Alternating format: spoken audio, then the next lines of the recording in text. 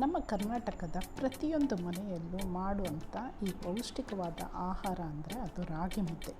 ಈ ರಾಗಿ ಮುದ್ದೆ ಜೊತೆಗೆ ಬಿಸಿ ಬಿಸಿಯಾಗಿರುವಂಥ ಸಾಂಬಾರಿದ್ರಂತೂ ಆಹಾ, ಎಂಥ ರುಚಿಯಾದ ಊಟ.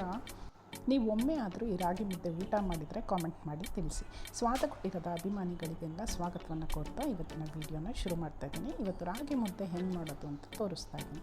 ಈಗ ನಾನು ಒಂದು ಕಪ್ಪಿಯಲ್ಲಿ 2 ಕಪ್ ಆಗುವಷ್ಟು ನೀರನ್ನು ಒಂದು ಪಾತ್ರೆಗೆ ಹಾಕ್ಕೊಂಡು ಕುದಿಯೋಕ್ಕೆ ಇಡ್ತಾಯಿದ್ದೀನಿ. ಒಲೆ ಮೇಲೆ ನೀರು ಚೆನ್ನಾಗಿ ಕುದಿಬೇಕು. ಮತ್ತು ಈ ಅಳತೆನ ನೀವು ಕರೆಕ್ಟಾಗಿ ಫಾಲೋ ಮಾಡಿದಷ್ಟು ರಾಗಿ ಮುದ್ದೆ ಗಂಟು ಇಲ್ದಂಗೆ ತುಂಬ ಸಾಫ್ಟಾಗಿ ಚೆನ್ನಾಗಿ ಬರುತ್ತೆ.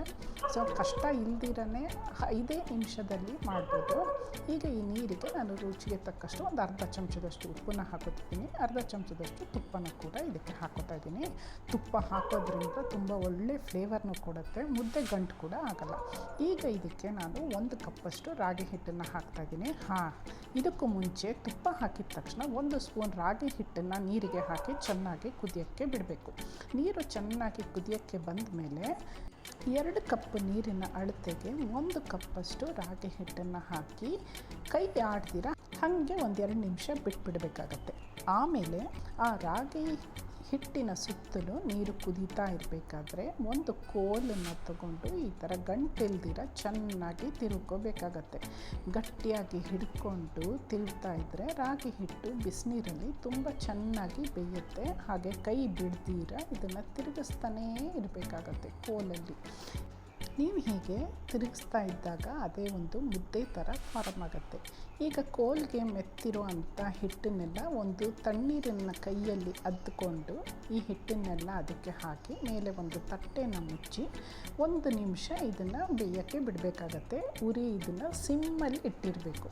ಈಗ ಈ ರೀತಿ ಬಿಸಿ ಹಬೆ ಬಂದಾಗ ರಾಗಿ ಮುದ್ದೆ ಕಂಪ್ಲೀಟಾಗಿ ಬೆಂದಿದೆ ಅಂತ ಅರ್ಥ. ಈಗ ಸ್ಟವನ್ನು ಆರಿಸಿ ಇದನ್ನು ಮುದ್ದೆ ಕಟ್ಟೋಣ. ಮೊದಲು ಒಂದು ತಟ್ಟೆಗೆ 1 ಚಮಚದಷ್ಟು ತುಪ್ಪನ ಹಾಕೋತಾ ಇದ್ದೀನಿ. ಹಾಗೆ ಬೆಂದಿರುವಂಥ ರಾಗಿ ಹಿಟ್ಟನ್ನು ಹಾಕೋತಾ ಇದ್ದೀನಿ. ಈಗ ಒಂದು ಬಟ್ಲಲ್ಲಿ ತಣ್ಣೀರನ್ನು ಇಟ್ಕೊಂಡು ನೀರಿನ ಕೈಯನ್ನು ಮಾಡಿಕೊಂಡು ಈ ರೀತಿ ಹಿಟ್ಟನ್ನು ಚೆನ್ನಾಗಿ ಪ್ರೆಸ್ ಮಾಡಿ 4 ಕಡೆಯಿಂದಲೂ ಒತ್ತಬೇಕಾಗತ್ತೆ. ಹಿಟ್ಟು ಬಿಸಿ ಇರೋದರಿಂದ ತಣ್ಣೀರಲ್ಲಿ ಕೈಯನ್ನು ಅದ್ದಿ ಉಂಡೆಗಳನ್ನು ಕಟ್ಟಬೇಕಾಗತ್ತೆ. ಈಗ ನೋಡಿ, ಕೈಗೆ ಹಿಟ್ಟು ಅಂಟಲ್ಲ. ಈಗ ಇದು ಬೆಂದಿದೆ ಅಂತ ಅರ್ಥ. ನೋಡಿ, ಕೈಗೆ ಹಿಟ್ಟು ಅಂಟ್ತಾ ಇಲ್ಲ. ಈಗ ಮಧ್ಯದಲ್ಲಿ ಈ ಥರ ಒಂದು ರಂಧ್ರವನ್ನು ಮಾಡಿ ಇದರಲ್ಲಿ ಸ್ವಲ್ಪ ತುಪ್ಪನೂ ಕೂಡ ಹಾಕ್ಕೊಂಡು ಹಾಗೆ ನಾವು ಮಾಡಿಟ್ಕೊಂಡಿರೋ ಅಂಥ ಸಾಂಬಾರನ್ನ ಜೊತೆಗೆ ಊಟ ಮಾಡ್ಬೋದು.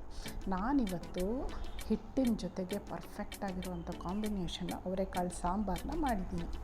ನೀವು ಕೂಡ ಮುದ್ದೆ ಪ್ರಿಯರಾಗಿದ್ದರೆ ಈ ಅಡುಗೆನ ಟ್ರೈ ಮಾಡಿ ಹೆಂಗೆ ಬಂತು ಅಂತ ಕಾಮೆಂಟ್ ಮಾಡಿ ತಿಳಿಸಿ. ಇಷ್ಟ ಆದರೆ ಒಂದು ಲೈಕನ್ನು ಕೊಡಿ, ಚಾನಲ್ಗೂ ಕೂಡ ಸಬ್ಸ್ಕ್ರೈಬ್ ಮಾಡ್ಕೊಳ್ಳಿ. Thanks for watching.